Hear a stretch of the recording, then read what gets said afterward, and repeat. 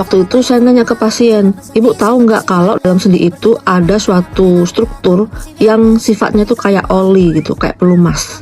Nah, pelumas itu namanya adalah cairan sinovial. Fungsinya adalah untuk melumasi sendi, mencegah gesekan, dan juga memberikan nutrisi pada sendi.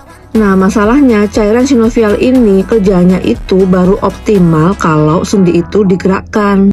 Jadi kalau sendi didiamkan, maka cairan sinovialnya itu nggak akan berdistribusi dengan baik, dia nggak akan menyebar dengan baik, sehingga pelumasnya kurang, sehingga rentan terjadi gesekan dan semakin membuat nyeri.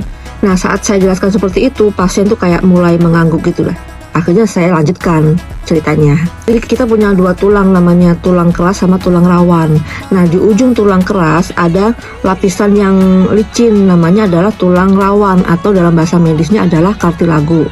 Nah, uniknya tulang rawan ini atau kartilago ini, dia itu nggak punya asupan pembuluh darah untuk menghidupi dirinya. Dia bergantung pada cairan pelumas untuk dia makan atau masuk nutrisi. Jadi ya kalau kartilagonya itu nggak dapat nutrisi, lama-lama dia mati, rusak, dan nggak bisa balik lagi, nggak bisa regenerasi lagi karena dia kan nggak punya pembuluh darah. Nah, belum selesai sampai situ. Sendi itu kerjanya nggak berdiri sendiri, tapi dia juga dibantu oleh otot dan ligamen. Nah, otot itu fungsinya untuk mendistribusi beban tubuh, jadi nggak cuma rely on sendi aja. Kemudian ligamen itu untuk menstabilkan sendi tersebut.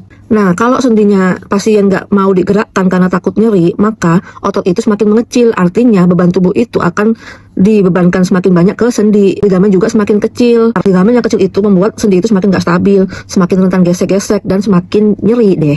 Akhirnya lama-lama kalau semakin didiemin lagi, maka struktur lain juga ikutan kena, sehingga di situ muncul yang namanya selain osteoartritis ada juga bursitis, ada juga tendinitis, ada juga sinovitis yang berkontribusi terhadap nyeri kronis yang pasien alami saat ini.